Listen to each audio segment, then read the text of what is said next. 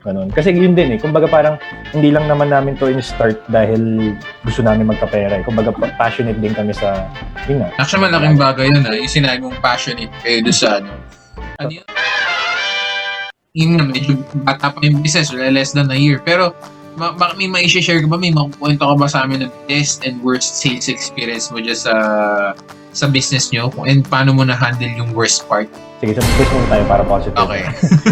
Meron kasi kami mga meron kami mga clients talaga na, alam mo yun, yung talaga makikita mo rin nga na passionate sila mag-alaga ng aso. So every time na magde-deliver kami, lalabas pa nila yung aso nila, magpapapicture. Tapos kumbaga parang feeling although yun nga kasi startup medyo mababaw lang din naman. Pero yun yung isa sa mga rewarding na feelings Yung alam mong napasaya mo sila dahil lang nag-deliver ka ng dog food. Kumbaga parang para sa kanila kasi hindi lang dog food yun. Kumbaga it's something very important sa kanila kasi nga ganun nila kamahal yung aso, yung dog nila. So, kumbaga yun, isa sa mga best na experience namin yun nga yung lalabas mo yung aso, tapos makikita namin. Worst so far, wala pa namang worst talaga. Pero minsan kasi, yun nga ang siguro masasabi ko na lang pinaka-discouraging, yun nga, which is common naman, yun talagang hindi ka makapag-close ng deal kahit anong gawin mo. Kumbaga parang, welcome sa sales, pare. Talaga, Welcome sa sales. Nakaka-discourage talaga yung pag parang nakita mong sobrang lapit na. Actually, mas tanggap ko pa yung kunyari, nagtanong lang how much, tapos ganyan. Kasi hindi na sumagot. Kumbaga parang alam mo naman napaka superficial pa lang ng conversation nyo Pero pag ito yung talagang tinrabaho mo na, binabaho mo yung delivery fee, ginawa mo na ng paraan kung paano ka magiging sulit, tapos at the end, nakabili na pala ng iba. Alam mo yun, kumbaga parang, di ba? Walang hugot yun. Yes, hindi, parang actually it happens talaga sa lahat ng salespersons. Actually, hindi mo makukonsider na ahentic ng ka pa nalulosing. Exactly. Meron yan. Alam mo yun, kumbaga, again, somehow, you'll feel, kumbaga, depressed. Pero, again, well, it's naman. Pero, again, dahil na depende kung gaano katagal mo tinrabaho. So, exactly. Oo. Lalo na siguro sa cars. Lalo na yun, pare. Oo, kasi syempre, tatrabaho mo yung mga discount. Totoo. Pinahanap mo na sa post mo yung mga pwede pa nating ibawas, ganyan-ganyan. Saka na pare, yung mga tipong na-loss sale ka mismo sa kasama mo sa office. Ayun, yun ang mas mahirap. Yun ang pinakamasakit. So, actually, minsan mas... Wala ka pa ng kaibigan. Yun na nga. Mas okay na ma-loss sale ka sa competitor, wag lang sa office mate mo. Enemy spot. Kasi there's minsan, again, pag nangyari yun, words, ito as an advising... Sige. Doon mo re-evaluate din yung approach or what. Pero minsan, it will always depend din sa client Kumbaga parang may preference yan. Kumbaga, isipin mo lang na hindi siguro para sa akin sa ngayon. So, exactly. Or siguro next time, again, yung approach nga and at least maano mo lang, it's going to be a learning process talaga. Sa sales, pare, it happens all the time. Every day is a learning experience. Talagang yan. Yan ang pinaka-challenge namin. Kasi iba nga, sinasabi na parang ang ahente, malaki kinikita, pero hindi nyo nakikita yung struggle. Yan, ikaw, pare, marketing ka. So, ngayon nakikita mo, ganito pala ang sales, no? Kailangan mo talagang mag-reach out. Engagement with other people. Tama. Connection din talaga. Totoo. Kasi yan, pare sinasabi mo nung nakaraan na parang lalabas yung aso. So, nagkakaroon kayo ng rapport ng client. So, nagkakaroon kayo ng connection. So, at least, di ba, parang yun na yung magiging start of a relationship ng customer. Ako ang lagi ko sinasabi sa mga ahente, ako kasi pinaka number one na problema ko, prospecting. So, once na meron ka ng existing customer, take care of it. Kasi, exactly. Nawala, hanap ka ulit ng panibago, build ka na naman ng relationship. Yun yung pinakamahirap sa lahat kasi it takes time. Hindi yan instant, walang instant ngayon So, pag meron na kayo existing customer, minsan kahit na medyo sobrang out of this world yung kumbaga i-voice out mo na polite way, kumbaga sa professional. Pero, as much as possible, kung kaya i-please natin. Trabaho natin as agents yun. Tsaka feeling ko napakahalaga rin yung pagiging honest mo bilang ahente. Kunyari sa amin, sa business din namin. Wala na talagang stock. Tapos alam namin matagal-tagal pa talaga. Kahit sabihin namin na sayang to, benta sana to. Siyempre sasabihin na, ma'am, sorry matagal pa talaga. So kumbaga, isipin mo rin talaga yung posisyon nila na imbis na paghintayin ko to, hindi naman din ako sigurado. Baka makabili ko sa iba. Tsaka baka maggutom lalo yung aso kumbaga. Yun Yun essential parang, yan Parang ibabalance mo rin yung... Tama, ibabalance mo. Oo. Actually, may conversation nga ako kanina na parang dog food essential, lugaw. Essential yun. Basta as long as na food, hindi kumbaga hindi mabubuhay yan. Mahirapan siya. Exactly. So kumbaga parang yun din, kailangan mo rin i-balance yung urge mo na makabenta sa pagiging honest din. Kasi in the long run kasi yun nga, pag naging honest ka naman, ang hanap naman talaga ng mga customers ngayon is trust eh. Mapagkakatiwalaan ka ba talaga? So sa umpisa pa lang. Credibility pare. Yun, tama. So kumbaga parang if sa umpisa pa lang na-establish mo na yun, in the long run, magiging okay talaga yun. Magiging repeat customer. Well, as far as sa business namin. Pero ito pare, bukod ba sa social media, yan, tsaka sa mga friends nyo, meron pa kayong ibang napagkukuhanan ng prospects or meron kayong, alam mo na napag-aalukan aside? I mean, may physical store ba kayo? Wala pa sa ngayon. Kumbaga parang very, pure online pa lang kami. So, ngayon, ang pinaka inaasahan talaga namin sa sales is yung boosting. Yes. Nagbo-boost na kayo talaga? Yes. Simula naman nung talaga.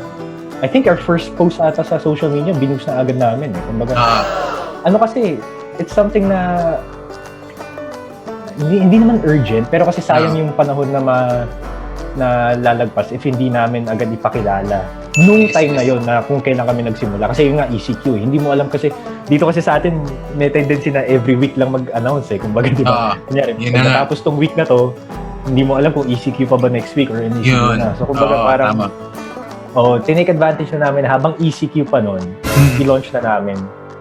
So ayun, talagang ngayon social media pa lang ang pinaka platform namin. And also na rin siguro yung text messages ganun. Pero we get those information na kasi kapag ka nakabili na sila kasi may order form kami. So doon namin nakikita yung nakakuha yung mga information.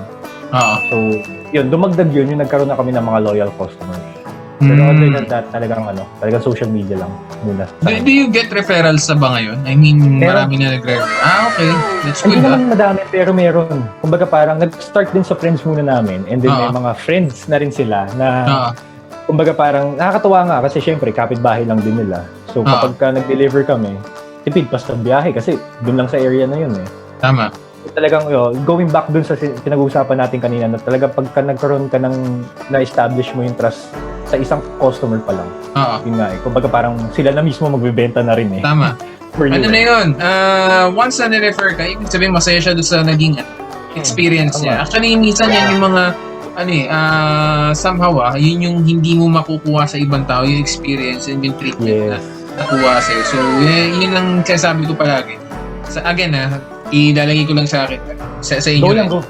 Parehas sa kotse, lahat yan may gulong, lahat yan tumatakbo. So, siguro, yung experience na pagpasok pa lang ng showroom, para pa-feel mo na welcome sila. With sa dog food naman, pare-parehas na yung pagkain niya, kinakain niya ng aso. Siguro yun, how you answer dun sa mga inquiries nila, yun yung pinakamalaking bagay. So, ako, yun yung experience and the treatment sa customers. Exactly. Especially for starting business, Yun nga eh. In relation nga ako, kumbaga parang ngayon nakakakuha kami na, yun nga, kasi this is my only sales experience eh. Kumbaga parang makakakuha ka ng mga messages na thank you for yung mabilis na reply. Yes. Kasi minsan natataon talaga eh. Kunyari, ako nakatapat ako sa laptop. Tapos may nag-chat ko agad. Minsan nagugulat pa nga eh, na parang, ang bilis naman mag-reply. Bilis mo naman sumagot. Yung mga ganung mali. Actually, nangahudan yung delivery. Wala kang order. Dinok na ho yung mag-deliver sa Do you think after na itong pandemic once will you kumbaga parang maintain na online or mag-physical store kayo? Kasi again, dahil nga bago yung business, ito kasing question ko dapat ano ba yung style nyo pre-pandemic. So, kayo during pandemic. So, how will you adapt naman just in case na matapos na ang lahat? Will you still, kumbaga online lang or will you have a physical store soon or in the future? May kukonsider nyo? Talaga, kino-consider talaga namin magkaroon ng physical store after ng pandemic. Kasi ngayon, syempre, kumikita pa lang, medyo nakakaipon pa lang. So, kumbaga parang we'll stick to online muna. Lalo na ngayon nga, pandemic. Mas na-appreciate ng tao yun pagka na-deliver nila. May mga tao kasi, yun nga, takot lumabas. Or yun nga, nagsarado yung mga stores na binibilan nila. So, kumbaga, we'll take advantage of this chance muna na talaga mag-online. And then, kapag bumalik na, for sure, magbabalikan din yung mga physical stores na yan na dog food or pet food. So, kumbaga, parang we have to think of a way na rin para makasabay na sa kanila. We're thinking nga na parang since yun nga most people naman kasi on the go na talaga lalo na kapag traffic. So, kumbaga, parang we're thinking din na magkaroon ng drive-thru, ganun. Kasi yung bahay namin, daanan talaga to Consider nyo rin, pare, pag dine-in. Ay, pwede. Sige. Hindi ko na kasi yung drive. Pagka wala lang, siguro ngayon, pagka may alfresco kami dito. Ayun, Bira ako. Kaya na, binibigyan ko kayo ng idea, pare, bro. Kayo lang ang gagawa nun. Libreng consultation to, Gusto ko yan. Sabi ko sa'yo. Kaya, isang question ko. Actually, down to my last 2 questions. So, what sets yung online store nyo apart dun sa other competitors? And what can you say na ginagawa nyo, natihira nyo para makakita sa other dog food online dog? Ayun din. Aside from the fact na parang yung talagang nagkaroon kasi kami ng brand na relatable. Parang yun nga kasi since may experience kami ng pag-aalaga ng dog. Kumbaga talagang we made sure na yung brand namin talagang makakatap dun sa emotional aspect ng ng market namin. Kaya tinawag namin Forever Baby kasi yun nga kahit gano'n nakatanda yung aso mo, ang treatment mo dyan, baby pa rin So kumbaga parang feeling ko yun yung isa sa mga siguro nag-stand out sa amin. Yung branding namin which is kumbaga parang hindi lang siya basta pinangalan namin tapos dog food store gano'n. Kumbaga may meaning siya. Doon pa lang sa branding mo. Meron na agad something different na parang makaka-relate na agad yung tao. Which is I think yun naman, 'di ba? Kunyari, pag may nakausap kang tao, if nakita mo pa lang sa first impression na parang okay to ganyan, mas magiging interesado ka na dun sa kausap mo ganyan. Same goes naman sa branding. Kumbaga yun yung first kasi and yun yung pinakauna nakikita ng mga tao. If dun pa lang relatable ka na and maganda na yung pagkaka-present mo dun sa pinaka-brand mo.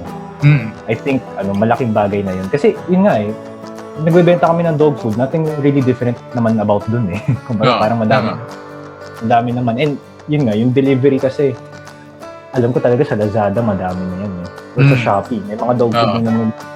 May mga owners na nagbebenta na ng dog food dun So kumbaga parang aside from yung convenience na since delivery kami, I think malaking bagay talaga yung sa branding pa lang meron ka ng difference or may something na makikita yung tao sa umpisa pa lang.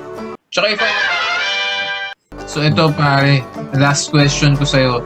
Can you share with us some of your best practices? Yan, yung nung nagsisimula kayo, paano mo binild up yung online dog food store? So, baka meron kang maibibigay na tips or advices. Again, we are not experts. Kumbaga, for sure. Ni Werner yung experience niya nung nag-start up. Yes. Yeah, yun nga. Disclaimer nga ulit, hindi kami talaga expert sa This is one of our first businesses Yung talaga fast-moving. I would say fast-moving kasi siya food yan. Dog food. Food yes, So yun nga. Consume siya kagad. Exactly. So, kumbaga best practices siguro is yun nga. No matter kung ilan ang nag-reject sa'yo or kumbaga parang ang innovation naman kasi hindi mawawala yan So kumbaga there will always be a new way of selling talaga online. Hindi mauubusan ng ideas yan. Kumbaga parang palagi kami may isip na hindi pa naiisip ng ibang tao. So kumbaga take advantage of that. And yun din. Kumbaga parang I think in general naman hindi lang sa dog food. Kahit naman sa kotse ginagamit na rin ata yung talagang itap mo yung emotional side ng market mo. Kasi mga Filipino napaka-emotional yung mga yan. So kumbaga parang if matap mo yun, given the fact nga na parang kumbaga parang this is something na valuable sa kanila, lalo na yung pag-aalaga ng aso, di ba? So, kumbaga parang dun mas maximize talaga yung pagma-market mo, yung pag-promote mo, yung product mo, or yung brand mo. Ayun. Tapos, when it comes naman sa selling, kumbaga yun nga, nabanggit ko na rin kanina, honesty lang talaga. Yes. Kasi, yan. oo, mahalaga eh. Mahirap masyadong mag-stretch ng fact eh. Tapos hindi mo naman pala mapanindigan kapag bentahan na, diba? Totoo. Kumbaga, just be honest lang talaga and make sure talaga na makuha mo yung trust. Kasi, yun nga eh, sa umpisa pa lang, yun nga, first impression last eh. So kung talagang sa first impression pa lang, okay ka na, tuloy-tuloy na yun, talagang madali nang ma-close yung deal na yun. So, I guess that's it, pare. Thank you so much, pare. I mean, thank you, Werner, for giving us so much your time for sa show namin. So, pare, before I let you go, gusto ko i-plug mo ulit yung food store niyo, dog food store niyo. Ayun, so Forever Baby, meron kami Facebook page and IG page. Nandun lahat ng info na kailangan niyong malaman sa amin. Deliver naman within Metro Manila eh. So ayun, we offer din ng per sack or per kilo. Kahit ano talaga yung need nyo sa mga dog food nyo. Yun, basta visit our pages lang sa Facebook and sa Instagram. So don't forget Forever Baby Facebook page and Instagram ni Werner. So pwede rin kayo mag-order dito. You can use the code Kwentong Ahente na kasi meron ka. May ganun. Pwede. Actually, diba? ano ko yan. Oo, ano ko yan. Pag-iisipan ko yan. Actually, okay yan eh. Okay na yun. Di ba, next time. Oo, may mga promo code eh, no? Startup pa lang eh. Oo nga. So yun, again, pare, thank you for having me. Yeah. Thank you for having me. Okay. So for those na mga ahente who wants to be part of the show, you can message us via our Facebook page and we can set a schedule. So see you again sa next episode ng Kwentong Ahente. So thank you everyone and God bless.